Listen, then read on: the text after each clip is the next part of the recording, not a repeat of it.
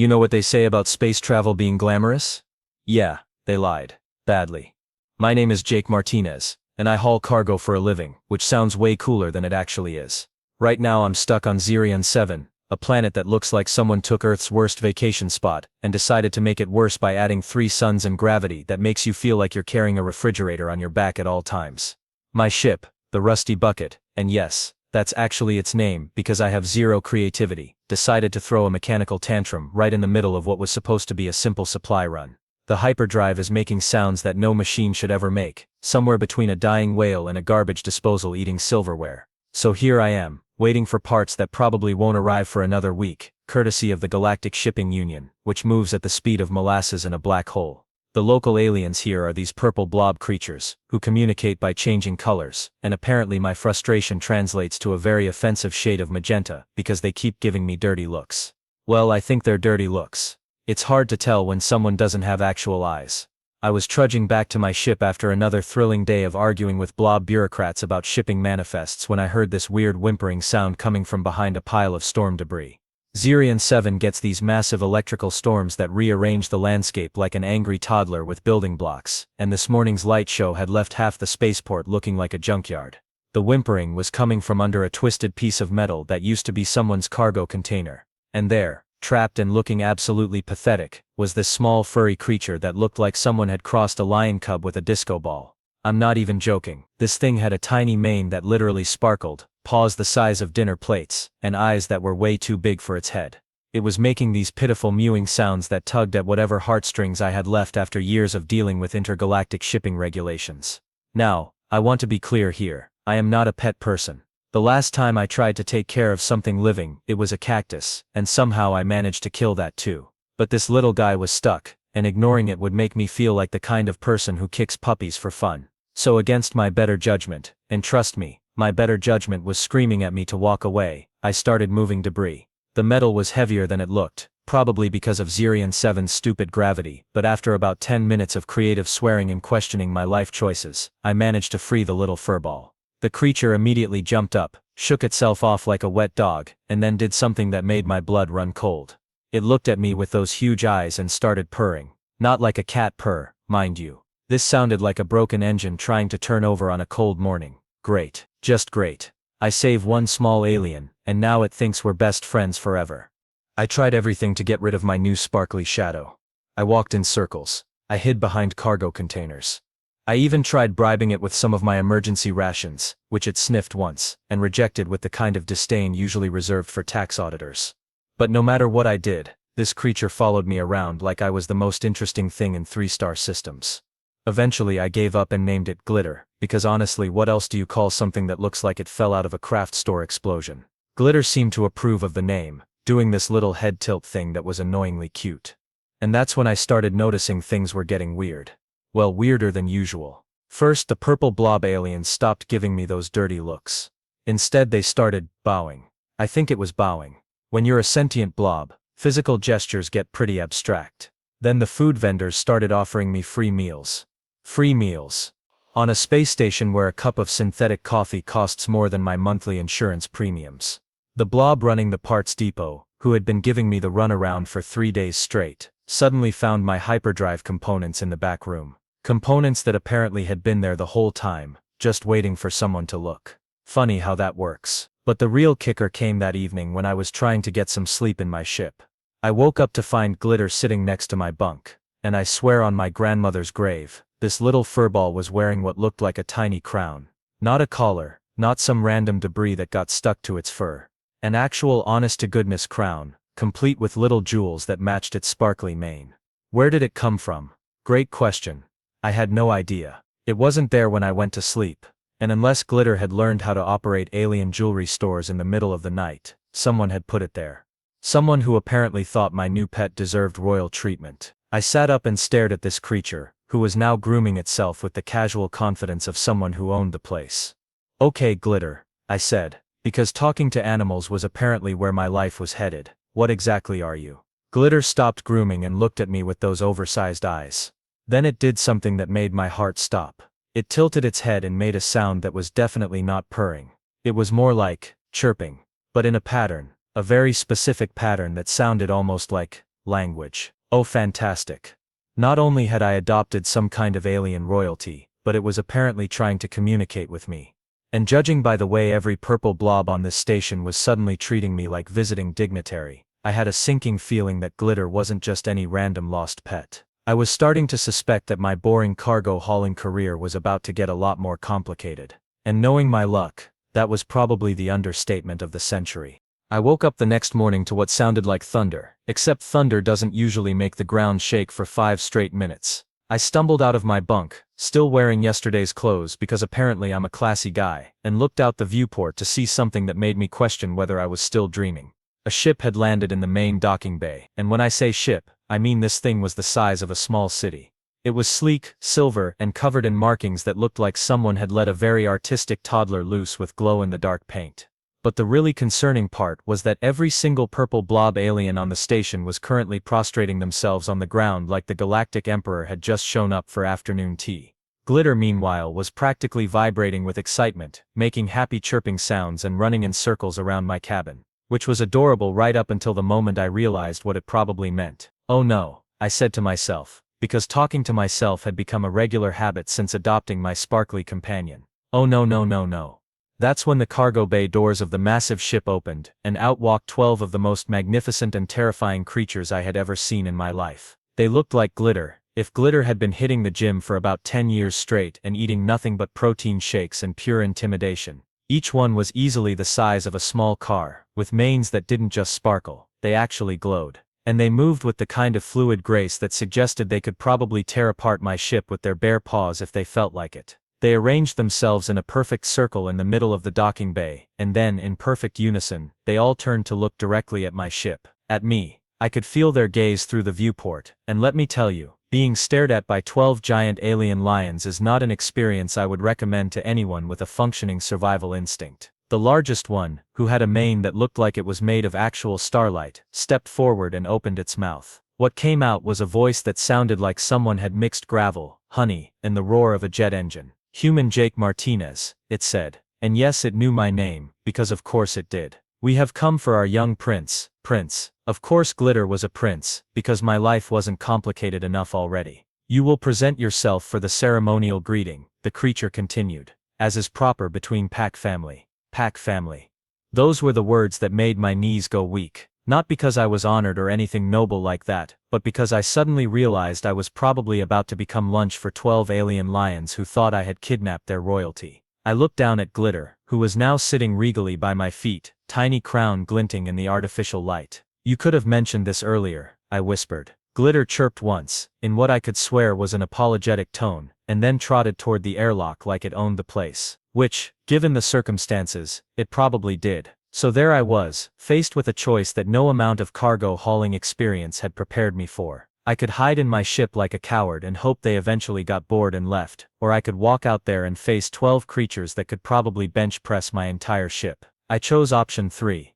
I walked out there while complaining loudly about how this was exactly the kind of nonsense that happened when you tried to be a decent person in space. The moment I stepped onto the docking bay floor, all 12 aliens dropped into what I can only describe as a bow. Not the casual head nod you give your neighbor, but a full dignified bow that made me feel like I should be wearing better clothes and maybe a crown of my own. Sacred keeper of the young prince, the leader said, rising from its bow. I am Commander Main of the Starlight Pack. You have shown great honor in protecting our air. Commander Main, I couldn't make this stuff up if I tried. Sacred keeper, Commander Main continued. We must now perform the ancient bonding rituals to welcome you into our pack. Ancient bonding rituals. 4 words that have never in the history of the universe been followed by anything good. I opened my mouth to politely decline, but apparently that wasn't an option, because the entire pack suddenly threw back their heads and let out a synchronized howl that shook the windows of every building in a 3-block radius. The sound was beautiful, haunting, and absolutely terrifying all at once. It was like being inside a cathedral made of thunder, and then to my complete horror, they all looked at me expectantly. Oh, you want me to join in? I asked, hoping against hope that I was misreading the situation. The sacred keeper must add his voice to the pack song, Commander Main explained with the patience of someone talking to a particularly slow child. It is the way. So there I was, standing in the middle of an alien docking bay, surrounded by 12 massive lion creatures, and about 50 purple blob witnesses, being asked to howl like a wolf. This was definitely not covered in any of the cargo hauling training manuals. I cleared my throat and gave it my best shot. What came out was a sound that resembled a dying radiator, more than any sort of majestic howl. The pack members exchanged glances, and I swear I saw a couple of them trying not to laugh. Perhaps the Sacred Keeper's voice is unique, Commander Main said diplomatically. We shall move to the next ritual. The next ritual, as it turned out, involved grooming. Specifically, it involved all 12 pack members taking turns trying to lick my hair into what they apparently considered an acceptable style. I spent 20 minutes dodging tongues the size of washcloths, while trying to explain that humans generally preferred to handle their own personal hygiene. But the pack must share in the cleansing ritual, explained Lunar, who was apparently Commander Main's second in command, and had a mane that shifted colors like a mood ring. It shows trust and family bond.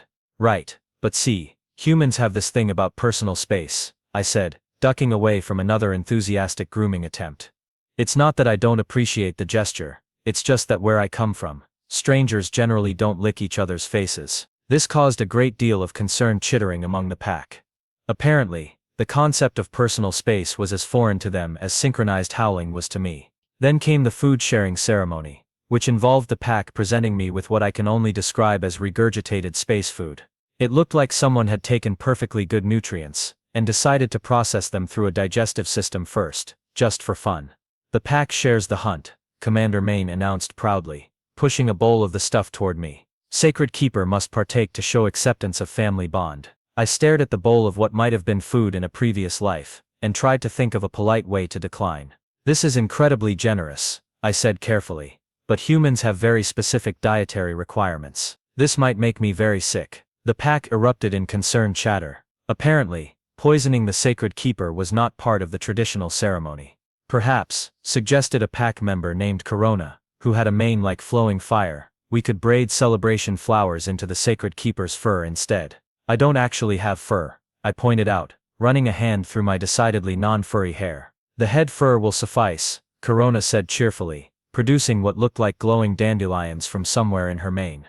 Before I could protest, 3 pack members had surrounded me, and begun weaving the flowers into my hair, with the kind of enthusiasm usually reserved for crafting projects. The flowers weren't just glowing, they were also making a faint humming sound and smelled like cinnamon mixed with motor oil. This is really not necessary, I said, trying not to move as cosmic daisies were braided into my scalp.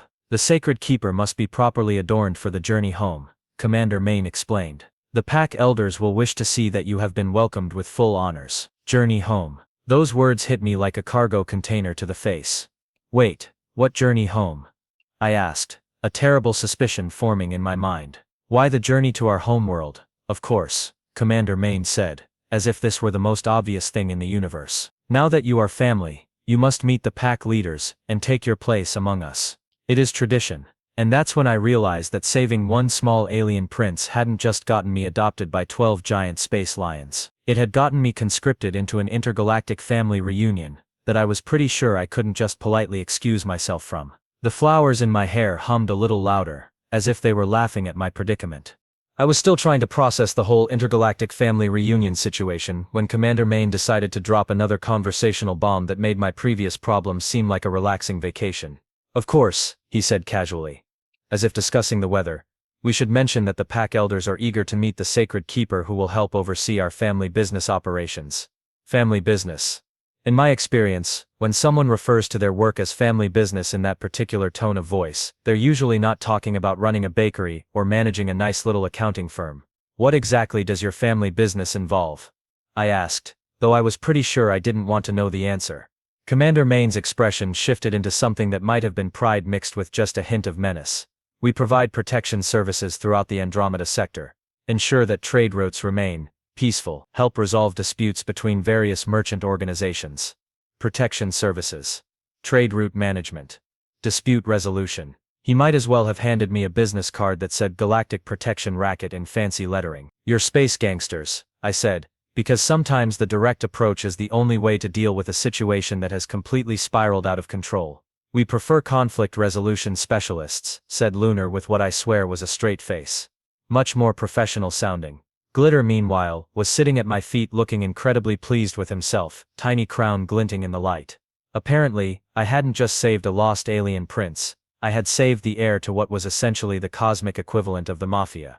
Let me get this straight, I said, rubbing my temples where a headache was starting to form. You run protection rackets across multiple star systems, and I'm now considered part of the family because I pulled your future Dawn in training out from under some space debris. The Sacred Keeper understands quickly, Commander Main said approvingly. This is why the young prince chose you. He has excellent instincts for reading character. I looked down at Glitter, who chirped happily and rubbed against my leg like a cosmic cat. You set me up, didn't you, you little furball? Glitter's only response was to purr in that broken engine way that I was starting to find oddly endearing, despite the fact that he had apparently inducted me into organized crime without my consent. The family business has been looking for someone with your particular skill set, Corona added helpfully. Cargo hauling is an excellent cover for our more delicate operations.